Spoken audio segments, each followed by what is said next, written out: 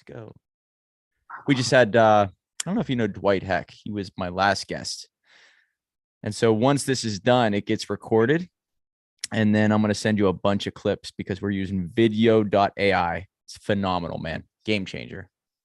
Video.ai. What does it do? Oh, dude, you didn't see me post about this like a couple months ago, maybe 2 months ago. It takes this whole clip.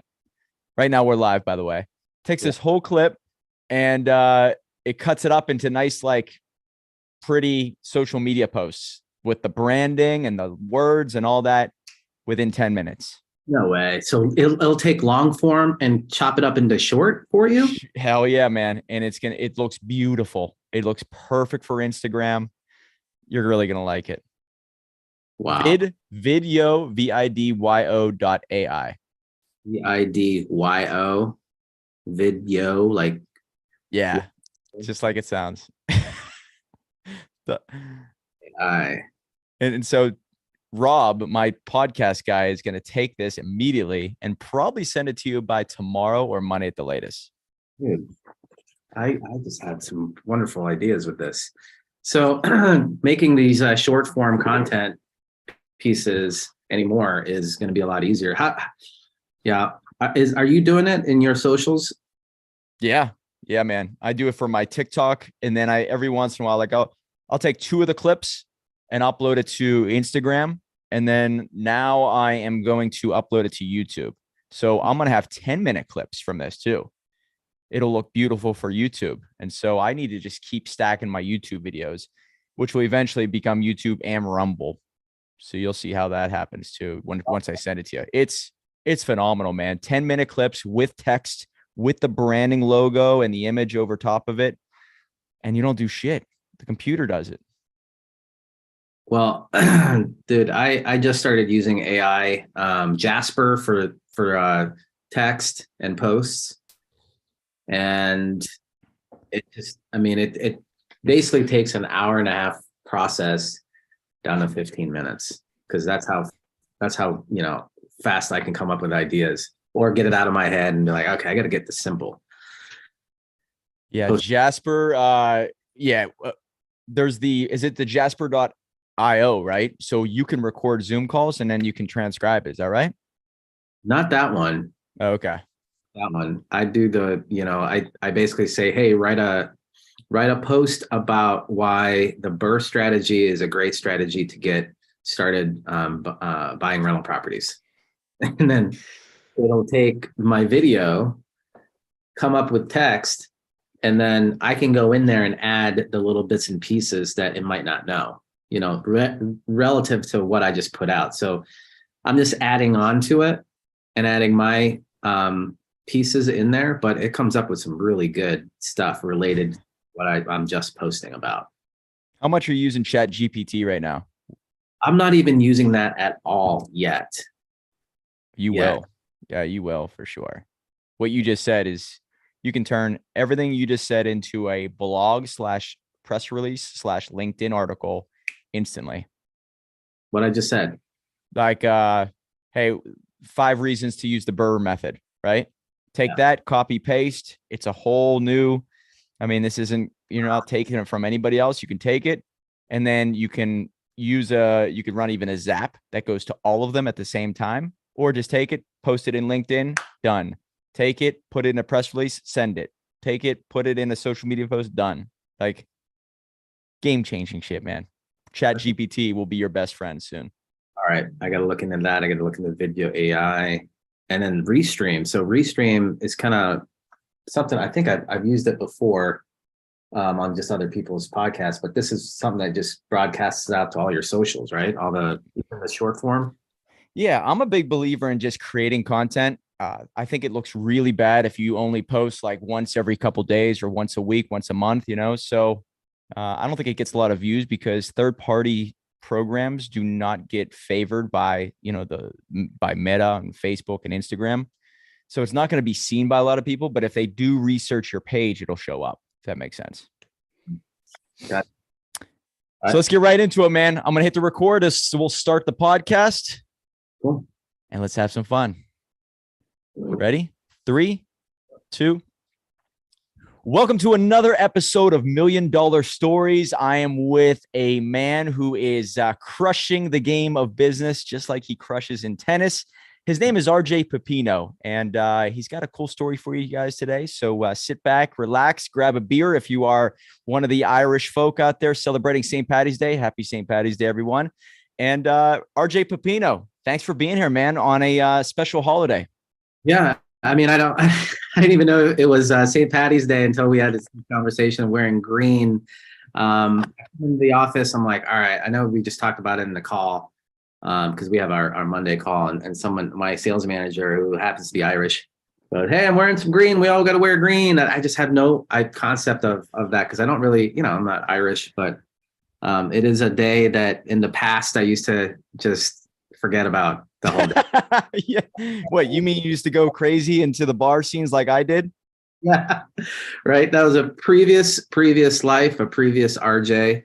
Now my days are filled with, conversations like this, conversations with my team, my family. And it's just so narrow focused that sometimes you forget that, hey, this is kind of a thing. You forgot this, but hey, I'm not complaining.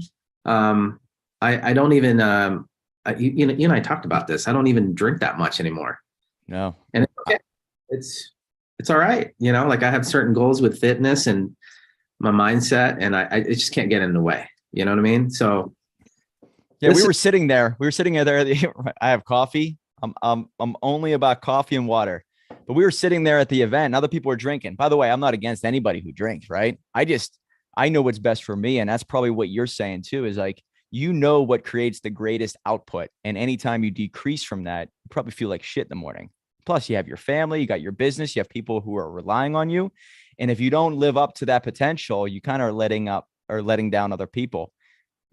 Drugs, I don't do any drugs, alcohol, all that. Some people can control it, but I can't. So I realized what creates the best version of myself is to go water and coffee. And that sounds boring as hell, but that's what usually gets me to the finish line. Is that the same way with you?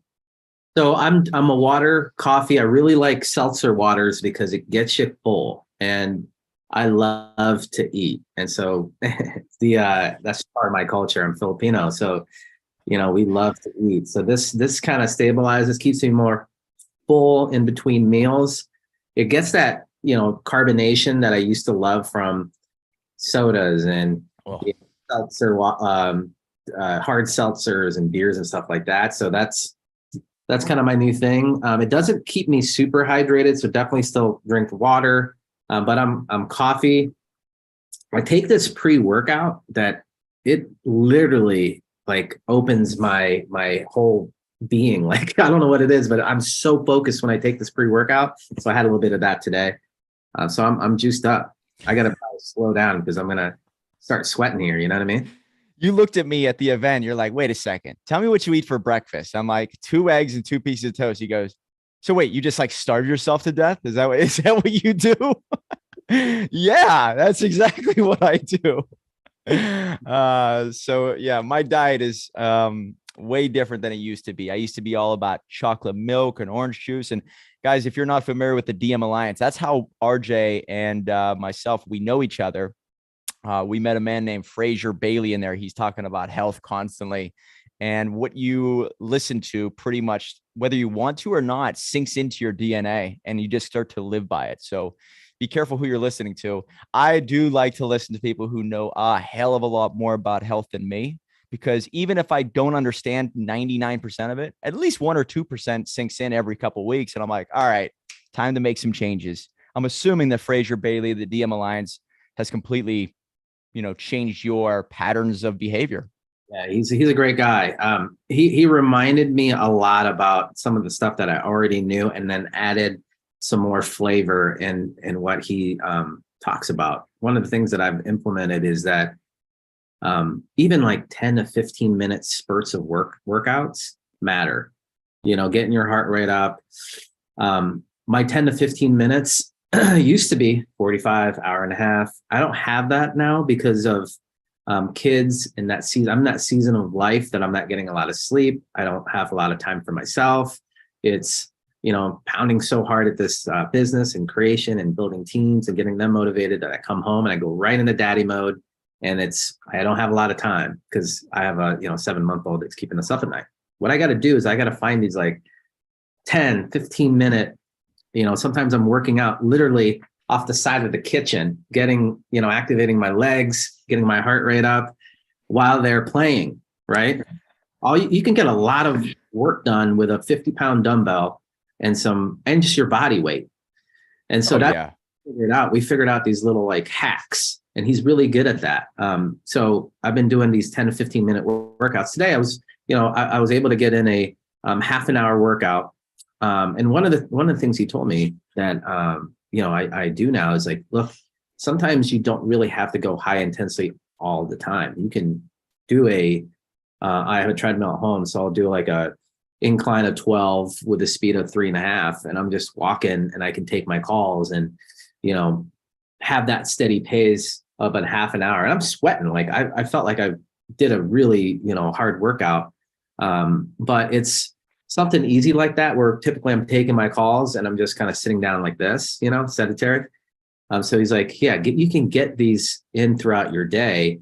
Just incorporate a little bit more movement, a little bit more strategy with his ideas. So I really like that. And then obviously there's the biggest part of it is your diet. So he gives you some really good insight onto what to eat, why not to eat this, get your blood taken, Exactly. I'm on that. I have to do that. Yes, that is one thing. I just don't want to go somewhere for someone to stick a needle in me to take blood. I just don't trust anybody. I'm one of those guys nowadays. So it's the only reason why I'm holding off, Frazier. But so yeah, it's good to have those type of people around you that's their focus and that's their specialty, and you can lean on that relationship to whenever you're kind of it's like up and downs, so you have somebody to talk to and say, hey, I need to get back on track. And you should follow this guy. He's got a lot of good content out there that talks about how to do that, how to get back on track if you've fallen off. There's certain times where you're like, okay, you start going back to some bad habits and you can quickly snap back into it when. He's got a lot of good strategies for that. Yeah, the DM Alliance definitely changed me. I got to meet so many cool people. I think it's one of the most synergistic is probably the best word I could put, groups that I'm a part of. There's so many people there's like even groups within groups, right? There's people who are like talking with each other constantly. I don't see that in every group that I'm a part of. I'm a part of like 10 probably. I don't see that bond that's built like I see in the DM Alliance. So maybe you can attest to that too. But what we're here for is this book right here, Game, Set, Match, guys. If you want to get a copy of this, go to rjpepino.com. He puts out this book, and it's really about tying in how business is like a sport. And you have a unique journey in here. You talk a little bit about how tennis equals business. How do you equate the two? How is business like a sport? What got you into it? And how did you start to see the similar aspects from sport to business? Yeah, good question. And if you get the book, it's free. Just pay for the shipping and handling. And I tell my story of how I came up with, we're first generation Filipino family. Didn't come from a lot of money, but we had a lot of work ethic and book smarts. And so, my family came in and we were just lucky to be born here. I was lucky to be born here because of all the opportunity. Getting that citizenship was important. But I spent a lot of time going back home to the Philippines and then came back in 88. And, my parents really showed me all like the hard work principles of putting in the time and work, and getting your degree was a big thing to them. On top of that, they wanted us to really pick some sort of like activity, which was, for me, it was soccer, tennis, and basketball. And it just so happened that tennis was a sport that I could excel in. I got really good at it. And when I was 16, I learned how to win. During that process of figuring it out, there was times where I had to get up at 5. I hate that 5 o'clock, get up, boom, get balls in. It was 30 or 40 degree weather, the jacket's on, it's like, because we didn't have money to just go into a club back then. We were out in the streets. Sometimes it was like kind of dark. We're Wow. out there practicing, you know. Were your neighbors like, who the hell moved in next door playing tennis at 5 a.m? You know what I mean? So we had to get the reps in. And you know, that it's very similar to business. You got to put the reps in. You got to make the phone calls. You got to do the, you know, in my business, which is real estate, you have to do the analyzations, the due diligence, making sure that this is a deal. You got to go through that, right? Eventually because that is the work. The work isn't just like, oh, well, the property is going to be, the property comes in, a motivated seller comes in and you just sell the deal. No, there's actually work involved in that. Just like in sports, you got to put in the reps. You get better at practicing. Now, one of the things that we did today with the team is we practiced how we're making an offer. Just like in tennis, you practice your serve. So the more reps you put in, the better you're going to get. It's going to be ugly at first, always, but you get better. You start adjusting. You start picking up things, and then you got to go out there and execute, fail, but you get closer to success. Fail, you get closer to success. You succeed, you got to adjust, go back. There's always that back and forth, you know? I was really good at tennis, super grateful for my parents to make it work. I don't even know how they made it. I mean, I do. They worked 2, sometimes 3 jobs to make it work. And we didn't have a lot of money. So we practiced when we could, 5 o'clock in the morning or right after school. Didn't really have that much of a social life, but when you're committed to something like that, you're going to do whatever it takes, you know? And that's what one thing my dad really instilled is like, look, you have an opportunity here. You can get school paid for if you work really hard and make it to states. That was the biggest thing in high school, was to get to the state championships, because that's where everybody's looking at you to go to that next level, which is college. You know, and so I did that. I still played a lot on the weekends, missed a lot of that social life. You know, all the stuff that happens in high school wasn't really part of that. And it was just a sacrifice thing that you have to put in the time to go in and get into those tournaments, work on your game. Similar to business, you got to sometimes stop going to the bar. Stop going to the bar. You know, stop watching TV, stop watching the news. You have to literally just focus and work for seasons in your life, because at the end of that comes a scholarship. And I got a full ride to go play at Youngstown State. Thank God for that. Because I learned a lot there to be, number one, to be on my own. That was a huge thing for me, because I've always kind of relied on the family. So I was on my own and I had to grow up pretty quickly. Youngstown, compared to where I was living, was a completely different environment, you know, in a sense that, you know, it was a little bit of a rougher town. The university is great, but when you start stepping foot out of there, it's like, ooh, where am I, you know? So I stayed close to what I knew, which was training and getting my studies in, and kind of really leaning into that community, that athletic community there, because they had that's also a school known for their football. So I did that. You know, I was, you know, basically working towards the next level of that, which is to go pro. And I'm thinking about it. I'm like, I can do this. This is the most training I've ever had. I'm playing against people that are a lot better than me. And I played my best tennis when I was in my 3rd year there. I went up against the number 1 guy from Ohio State and got spanked, but I was holding my own. I managed to win like 3 games. And, you know, after that, I'm like, okay, I know what the next level is. That, like, I got to go and get more training and work on my foot speed. And, like, you know, I had to be able to make these transitions. And so I started going down that path. But what blocked me from that was money. I didn't have any money. And so I'm like, all right, well, it's either I can go and hack it out and figure it out down in Florida. That's where most of these minor league tournaments are. Or I can go make some money. And I had my first taste of a sales job, because I was looking around talking to friends and asking them what they were doing. And most of my friends at that point in time were selling, making good money, you know? And I'm like, all right, let me try this out. So what did I do? I read a lot of amazing, sales books. And also one of the things that I talk about in the book is like, you got to model success. So I found somebody that was really amazing at sales in that store that I happened to get a job at. And that was a wireless store that at the time was Singular. And I'm like, all right, I got to study this guy. He's pulling all kinds of sales a month. I'm like, what's he saying? Like, how's he moving? How's he interacting? How's he, like, what's his presentation? And I would listen to it and I'd go back and be like, all right, I'm going to go and execute. I did that so many times. Oh, I failed like so many times. And it took me about a month and a half to finally get it down. But once I got it down, it was just a competition at that point. And we're in the same store.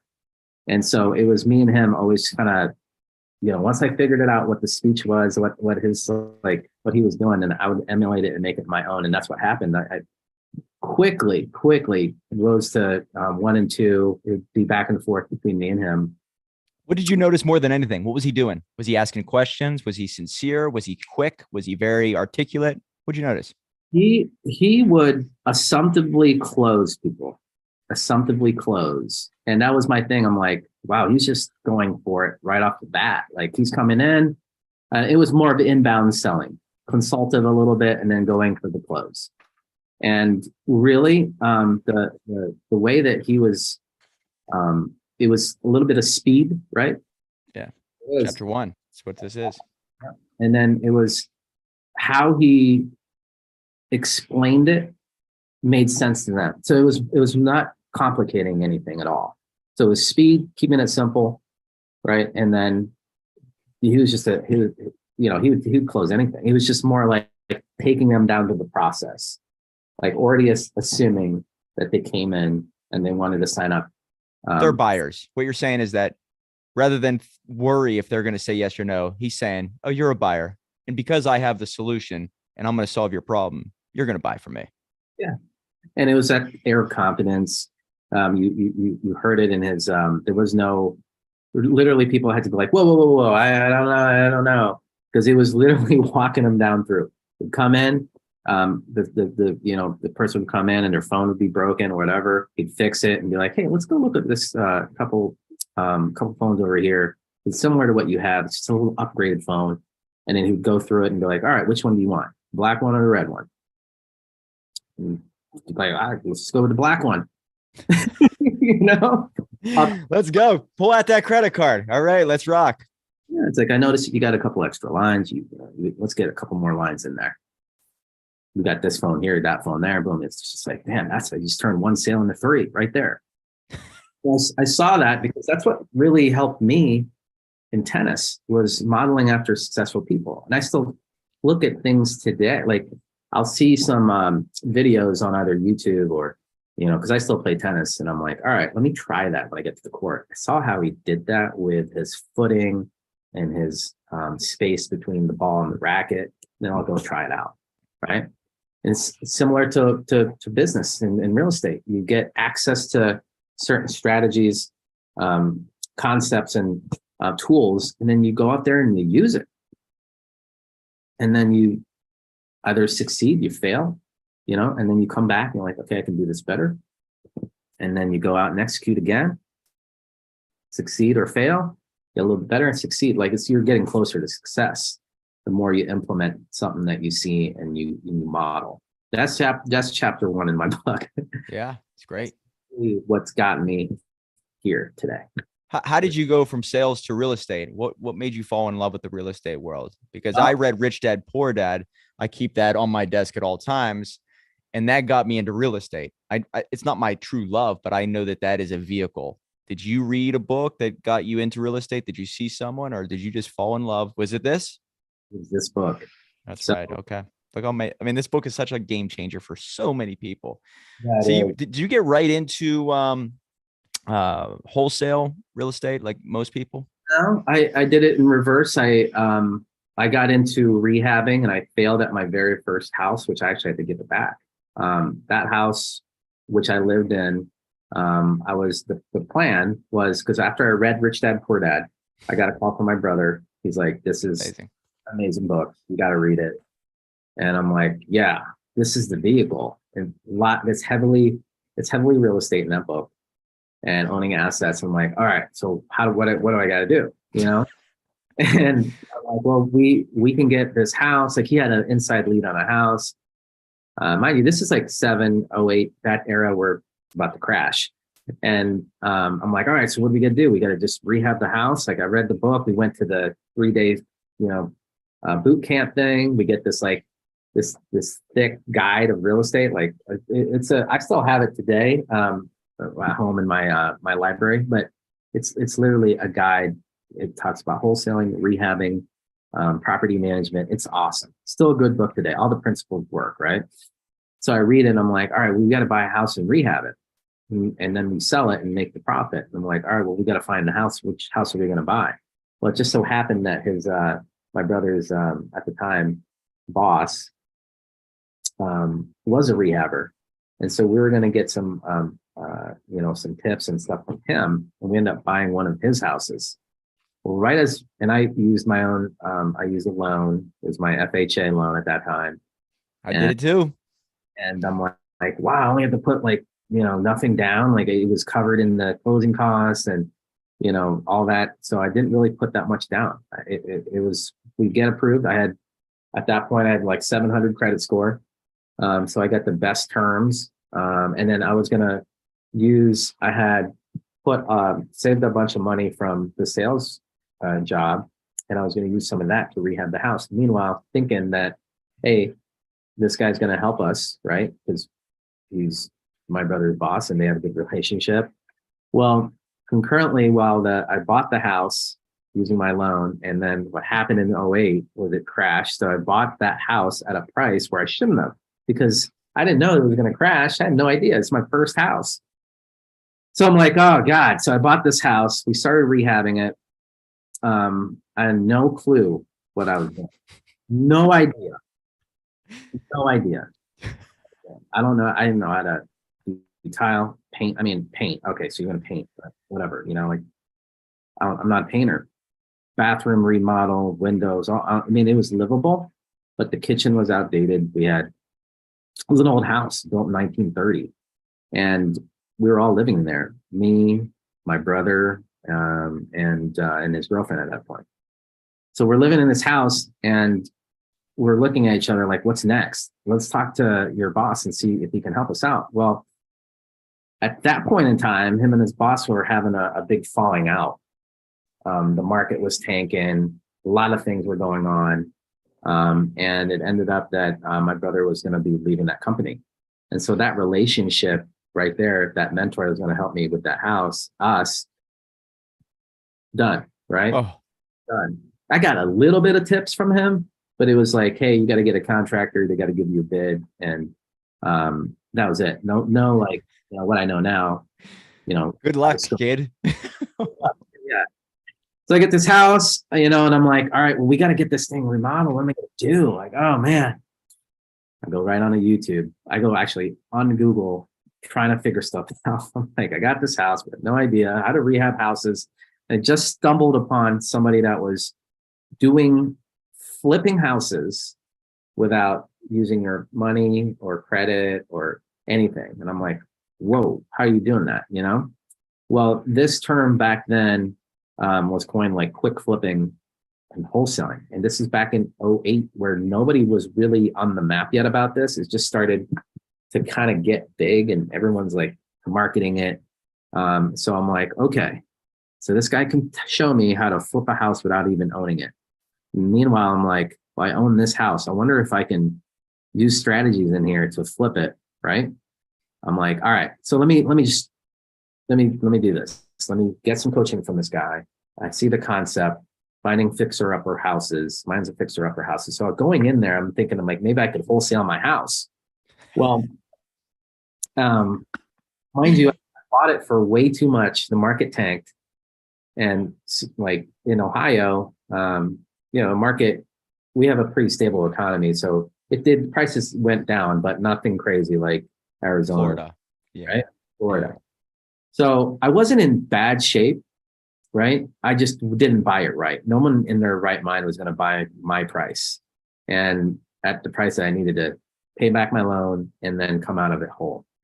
So I'm figuring out, so I joined the program, online coach, and I go through his stuff and then he's like, all right, you got to put bandit signs out. You got to get the phone ringing. And I'm like, okay.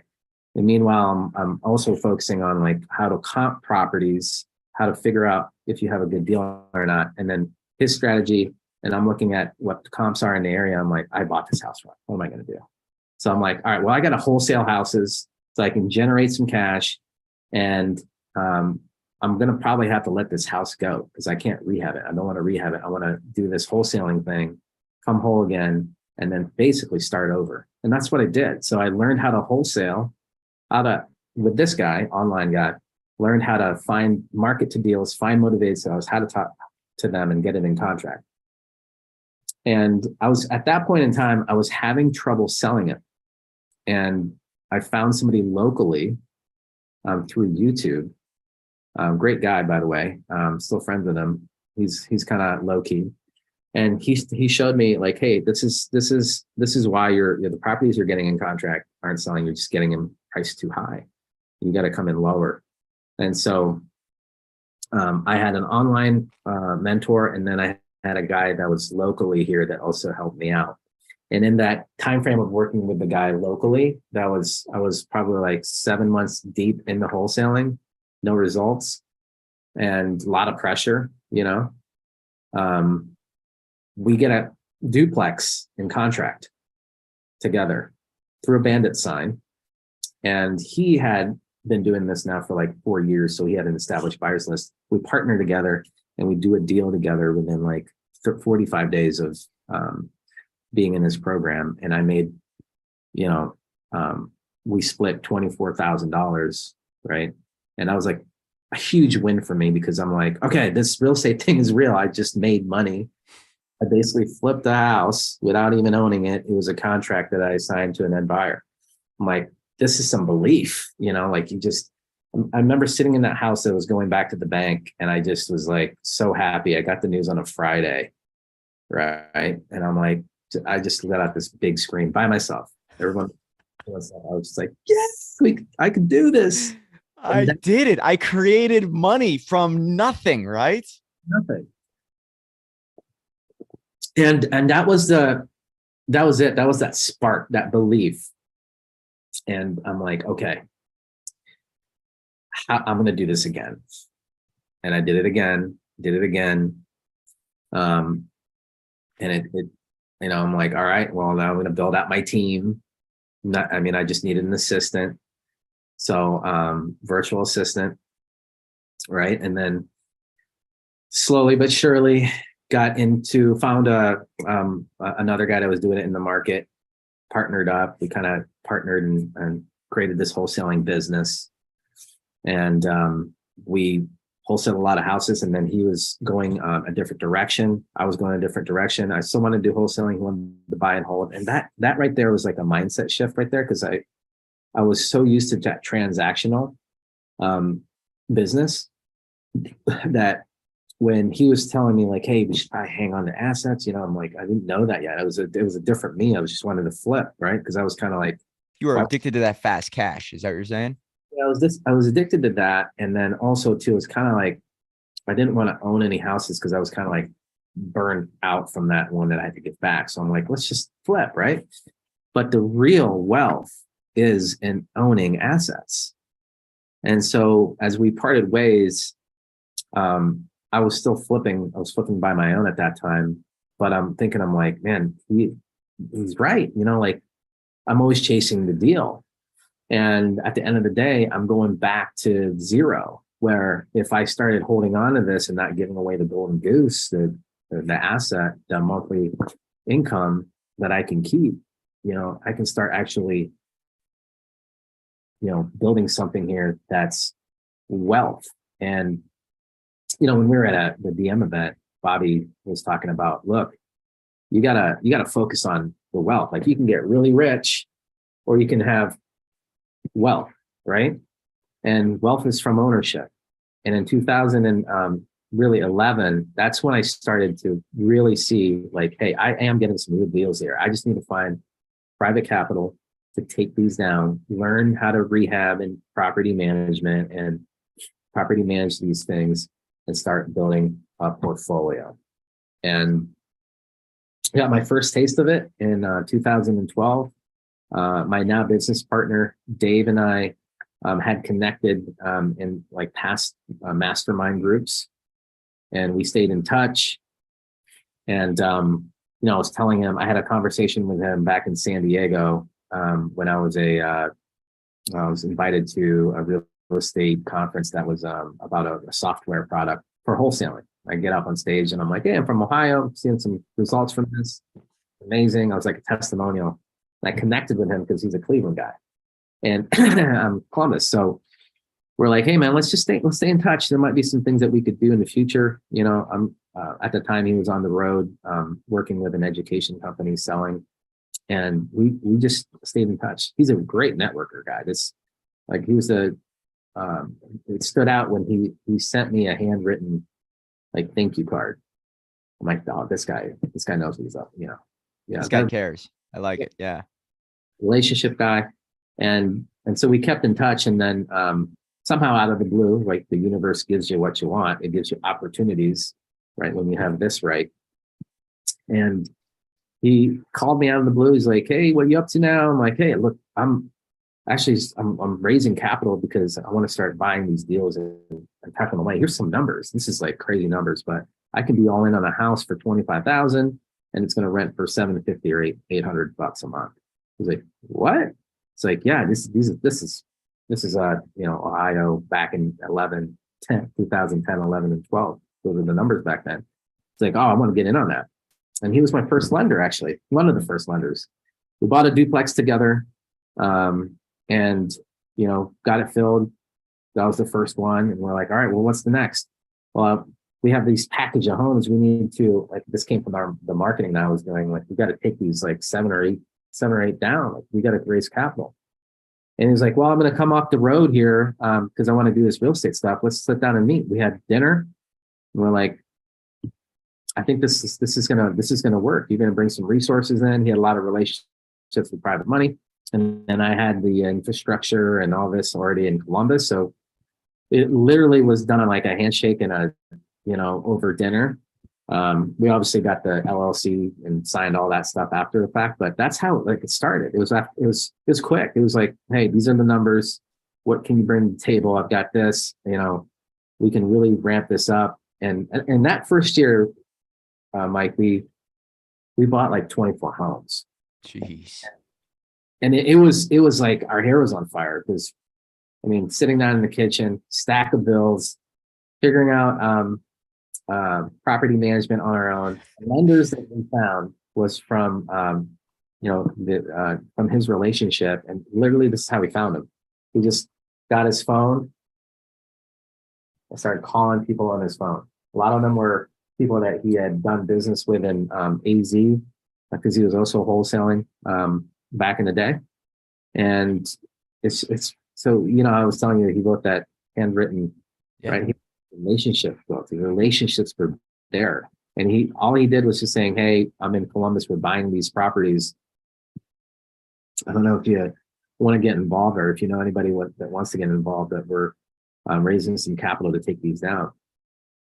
That was it. It was like, and we found two guys out of Arizona that wanted to get in on it. Now, we had to give up a little bit of equity, but at that point, we're like, yeah, we're taking some chances on two young guys, And so we raised that capital. We raised about $500,000 that first year and bought 24 homes in literally a 4-month period.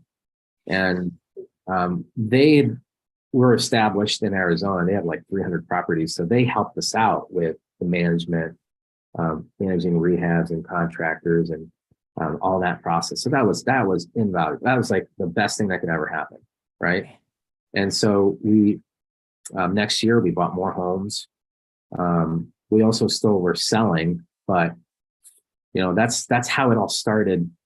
And now we have north of 300 assets now. It's crazy. It's like, it all started from that though, from that, like raising money from the relationships that we've already had, and learning as you kind of like, I didn't get any coaching to manage contractors or anything like that back then. It was just really leaning on those guys, and they were just super receptive, super nice guys. We still have a great relationship with them, but that's how it started, man.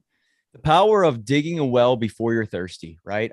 I see so many people trying to call on individuals. Can you help me? No. Okay, then I'm going to forget about you, right? And then they just keep going about their life. However, what happens to them is that they are constantly looking for that transaction, right? That sale, and they never get stronger. What this guy brought to the table was a stack of relationships that he probably watered and nurtured for a very long time. So whenever he had that opportunity, called them up, okay, I trust you, I know you, all that, let's do some business together. That would never have happened unless that relationship was nurtured. And I think what you're saying there is, hey, if you're listening to this right now, nurture relationships. Some people have already made it. All right. Quit trying to just do business with people who've made it. Find people around you, establish relationships. So 5, 10 years from now, your network, your Rolodex is so strong that you can pick up the phone and call them and capitalize or take down a deal instantly. Right. Yeah. That's why I really like the group that we're in, because, that's what DM is all about. It's relationship capital.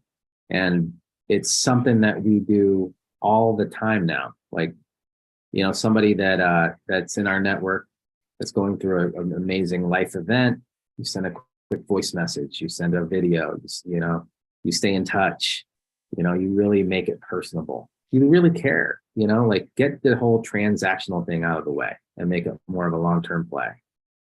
Because it's you always got to be planting seeds, and eventually they're going to pop up. You never know. Oh, sometimes I get a phone call sometimes, and I'm like, dude, you remember me? I stopped by the office, and I came in and you guys helped me out with a certain thing that I had an issue with, or like I was needing help. Just want to say thank you. Is there anything that you need? I saw that you're looking for salespeople, blah blah blah. I'm like, I got somebody that might be a good fit. I'm like, oh, forgot about that. But I remember helping that guy, so you just gotta think more long term than the short term game. And that was the whole thing, like going from just wholesaling to buying and hold, thinking the long term game really opened my mindset to that. You got to think long term. And I think you talk about this in your book when it comes to the mindset and clarity. It's probably my favorite chapter because I'm just so obsessed with talking about clarity.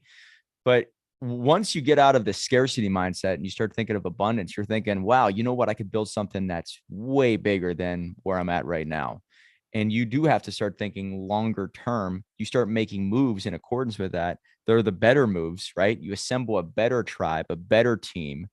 And you're not all about the one night stand where let me just get this and then move on. So you're building something that other people want to be a part of, right? They're not looking for the quick buck per se. They're looking for, let's build something together that we're really proud of, that we could share about for years to come, and it will increase our wealth, right? So it's a different mindset. And I had to break that because I realized that there's only so much you can do when you're focused on the bills at the end of the month, right? You're making these short-term decisions.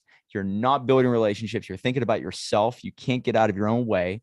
And the moment you're able to pay the bills, then you might have some air to say, okay, well, for me to never have to deal with this again, let me start building the business the right way with the right people. Yeah, no, you're spot on, man. It's you kind of have to get yourself out of that day to day sometimes to really think. That's the best thing that we could do as entrepreneurs, as leaders, is to take yourself out of that rut of, whatever it is. Take some time away from that and clear your mind and really just think. That's like, with a clear mind, that's one of our best things. I do that in the morning. You probably do it some during your run. But that's like the time when you can really sit and think, like, what do you want to create today? What are the things that are getting me out of, how can I get out of the administrative or anything that's like mundane, that's getting you out of your creative juices? Because when you're out of that, you just kind of feel stuck a little bit and you're not as juiced.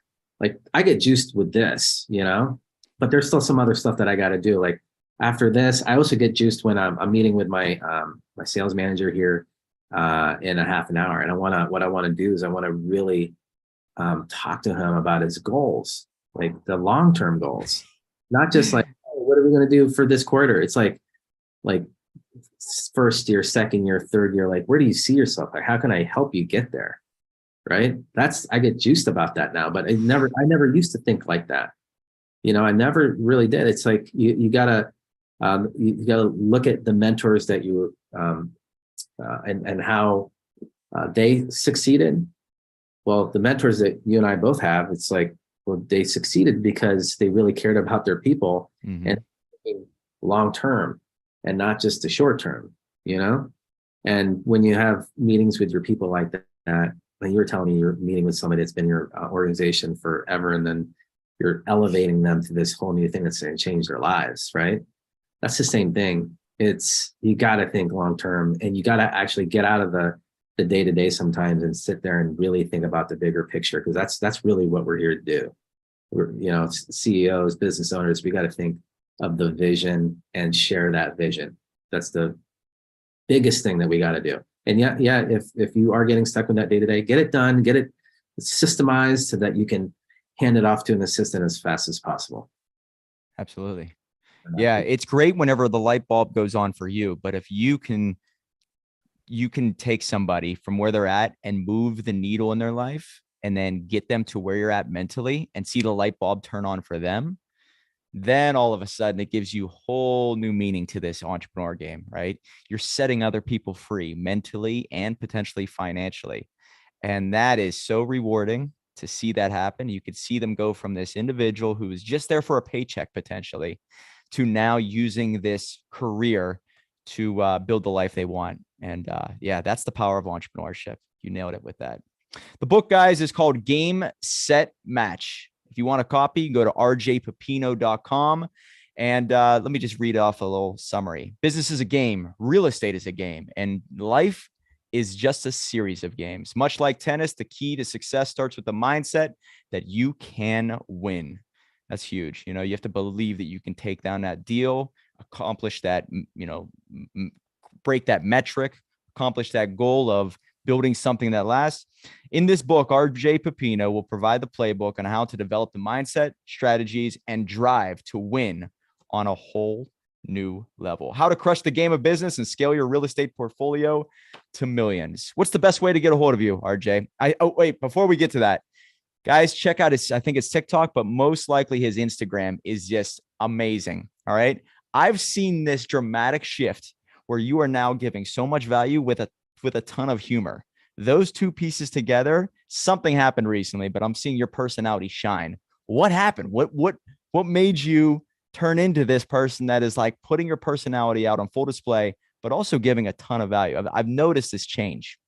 Yeah, thank you for noticing that, because in the beginning of me getting in front of the camera, it's like still like that. That is one thing that I'm working on. It's getting a little bit more comfortable. And really what I've learned how to do that is just don't make it about yourself, make it about your audience and who you're talking to. Make it about them and take yourself out of it, right? Talk about it in the book, removing the ego, and you're going to be in a lot better shape. So I started looking at a buddy of mine's TikToks, and because that's how I work. I need to model success. And one of the things that I saw is like, you just have to be you. You got to be you. And I have a little bit of that funny side, and there's a serious side and all that. But if I can combine a little bit of funny, a little bit of me into an education piece, people like that. They want to see your version, because all the concepts that I'm talking about, it's already out there. It really is. Yeah. Sometimes you do concepts and then you kind of talk about it a little bit differently, so it makes it your own. But all the concepts that we're talking about in my book or real estate, like, it's been out there already. It has been, like, and it's just good. It takes good marketing, really, to trick you in a sense of like, hey, this is like a exclusive thing. No one's ever done it before. Okay. Everyone's done it before. The stuff that's already out there is out there. You can get it for free, actually. But what you're getting from a mentor is that their own experience that they can share with you, and that permission to succeed from them. And so, you know, when I put out my content, it is absolutely me in front of the camera with my own twist of it. There's an idea of it, right? But then I put my little things in there that makes it myself.